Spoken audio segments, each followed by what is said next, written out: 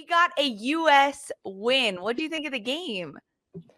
Woo! We have got a bench, ladies and gentlemen. We have got a deep bench. It took a little bit of time for that chemistry to kind of figure itself out, especially between the younger players coming in, some of the vets a bit more capped, but when it hit, it hit.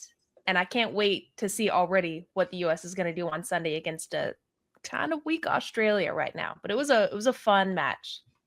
Yeah, I mean, checking this whole game out, I feel like there were pockets where I'd say not everyone was dancing on the beat at the same time. The substitutions were a little bit like jaggedy. The beginning of the game for sure, I was a little bit worried. High level, my takeaway right now is I got my wish, everybody. Lily got the start. She shined bright. We got the debutantes that we need to take maybe a recreational boxing class for the U.S. women's national team. One of the things that I learned boxing is that you always have a plan until you get punched in the face. So we need to sharpen some of that, toughen up, hit the weight room. But I was wildly impressed by what ended up turning into a fairly confident performance. Games. Just so happy that there's games back. What a first game of 2025. And we're building it. We're watching it be built in real time. I think in the preview, I said that people have a really hard time remembering anything before 2020. Back in the day, it almost felt like there were two super teams built in one roster for this U.S. women's national team. And we're watching that happen again in real time. We got quite the depth on this team. Guys, it was a heck of a game. A heck of a game. Christine got her wish with Lily Johannes. I got mine with Ali Sentnor getting a start. So deserved. We saw a lot of different debuts, a lot of firsts in this camp. We knew it was going to look a little different from the 23 players Emma Hayes had called into the SheBelieves Cup camp, but I wasn't sure that it was going to be this different that we saw, and it was. We're going to talk about every single aspect of it. First, let's take you through Colombia's starting lineup, because this is a Colombian side that proved themselves internationally at the World Cup a few years ago, at the Olympics this past summer, dominating over Spain. And we knew they were going to come out strong against the United States today, and that's exactly what they did. They had Tapia in goal in the back, and then across the back line, Quejera, Caraballo, Arias, the two sisters in the back line, Catalina Usme, Restrepo, Santos in the midfield, Caicedo, Ramirez, and Pavi across the front line, Sandra. A pretty strong A team that we saw from Colombia to go against the U.S. 100%. I think that was pretty much my reaction as well when I saw Colombia starting 11. I said, "Oh, that's a good team," and that's even without Manuela Vanegas, who was unavailable for this competition. Strong from back all the way to front, and I think we wanted to see what was going to happen out of the middle third of this pitch between these two teams, and I think we got ourselves a real treat. Yeah, I loved this lineup from Colombia. I mean, they came out swinging. And we had said on the preview show to this is going to be physical. The way that they're going to really set the tone for this game is they're going to come out hitting hard. I think Catalina Usme did that. Santos did that. Pavi was all over the place, knocking people out. Ramirez was bodying people left and right. And they set the tone. I wanted to see more of Caicedo, but I thought, going against Fox, that's a really good 1v1 match. I don't know if who we're gonna get the best out of on the night, but it was this is a really good, strong lineup against the US, and I think we got the test that we wanted to see based on these players being there. Yeah, I think that test was definitely there. They still started off really just trying to smother the US with just that pressure and pace. Like they wanted to control that tempo.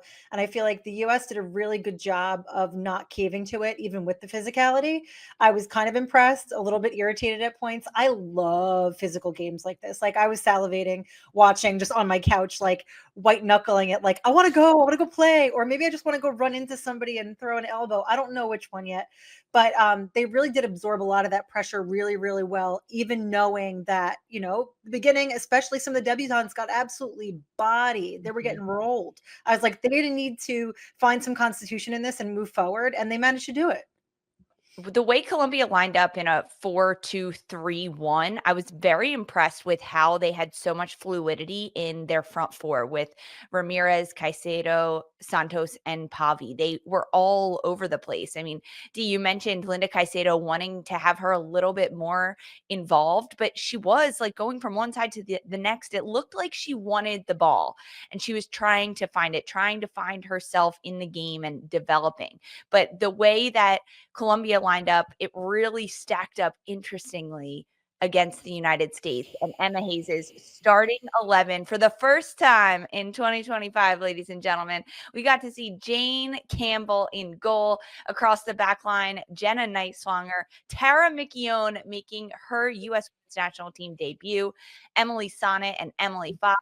In the midfield, Sam Coffey, Lindsay Heaps, formerly Haran, and Lily Johannes. And across the front line, Ali Setnor, Katerina Macario, and Yasmin Ryan. So first camp and first start for Mickey Owen. First start for Katerina Macario since June 2024. First cap since then. Darian, I mean, this lineup, fireworks for the U.S. What did you expect when you saw those names? I expected these players to be very hungry to come out and prove themselves. I'm looking at this lineup now, especially the front line between Ali Sitnor, Yasmin Ryan, and Kat Macario. I mean, Kat Macario, this is your opportunity. This is your first start in how long? Your first goal was almost 3 years ago. You want to come in and make a statement that you're back to have that trust of Emma Hayes. The pairing of Mickey Owen in the back with Sonnet, I think that's a really good person to get your first minutes in with the U.S. You know, Sonnet's been experienced with this, but I had questions about the midfield.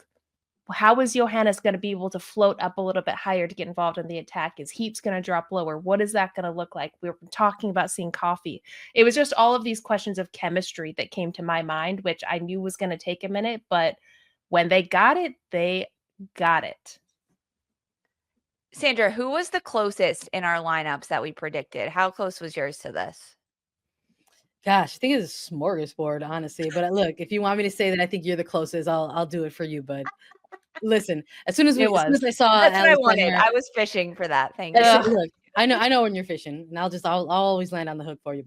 But when I saw Ali Setner, I was like, yes. I was like, I know Lisa's gonna be thrilled about this today. But look, I was equally thrilled to see Lily Johannes in the mix there for a shot for Cupo as well. So I think one of my favorite things in terms of these starting lineups when they tend to drop now under Emma Hayes, especially over the course of her last 6 months as head coach of this national team, is how unpredictable they are. And I think that that's great, actually.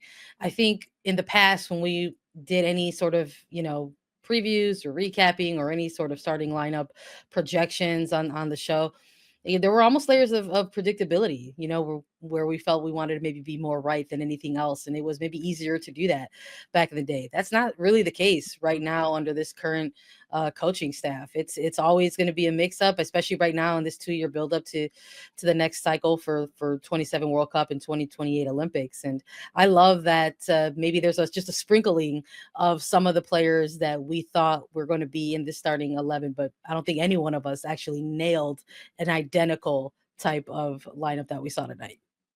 No, we didn't, honestly, Sandra. And that's what makes this group so special under Emma Hayes. And that's frankly what makes Emma Hayes so special. The fact that she had talked about how she wanted to develop 50 players for the pool. And we got to see first starts from Lily Johannes, Ali Setnor, Tara McKeown tonight, and Katerina Macario make her return to the U.S. following an ACL tear back in 2022.